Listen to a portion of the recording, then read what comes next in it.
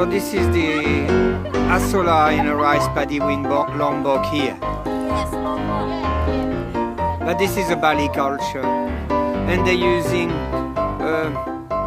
very sustainable methods here. Because what the azolla does, it prevents the weeds,